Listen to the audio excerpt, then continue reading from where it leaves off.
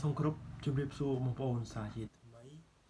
វីដេអូរបស់ខ្ញុំនៅព្រឹកនេះគឺជាវីដេអូទី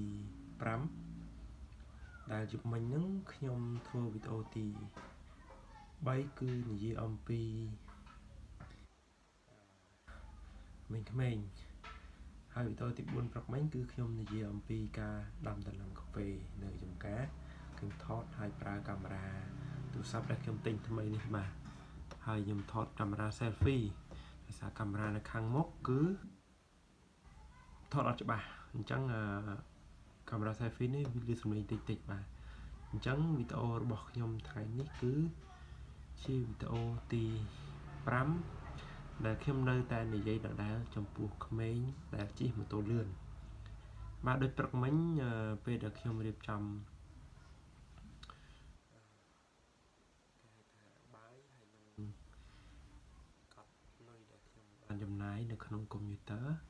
អញ្ចឹងក្មេងៗអាយុប្រហែលជាខ្ទង់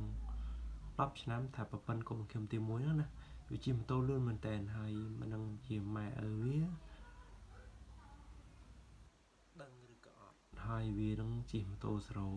មានកញ្ចក់មានអីត្រឹមត្រូវប៉ុន្តែអត់មានមួកហើយជិះលឿនក្មេងគេផ្សេងឪពុកម្ដាយគាត់បានប្រើដែរដូចថាប្រើទៅនេះប្រើទៅនោះតែពួកគាត់លបឿនធម្មតាដូចថា20 30លេងពួកនោះអាចចូលលបឿន50អាច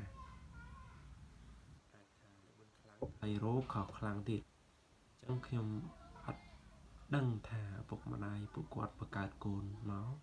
បង្កើតពួកគាត់មកបង្កើតចោលឬក៏បង្កើតហើយអប់រំណែនាំបដាបដៅដើម្បីឲ្យកូននឹងដើរតាមកន្លងធម៌ដើរតាមផ្លូវត្រូវ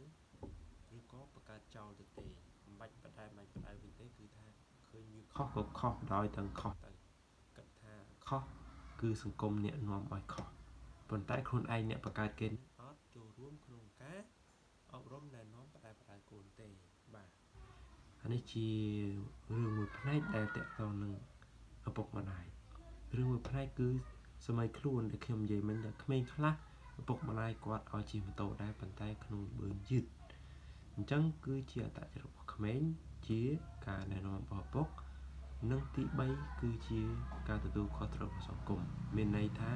សង្គមគាត់បានបដិបដោយសង្គមគឺតកតងនឹងអាជ្ញាធរណាមានប៉ូលីសចរាចរណ៍អាជ្ញាធរភូមិឃុំប៉ូលីសប៉ុស្តិ៍អញ្ចឹងទៅបាទអាហ្នឹងគឺ3ផ្សំរួមគ្នាហ្នឹងគឺនឹងកែប្រែនឹងលុតដំនឹងតម្រែតម្រង់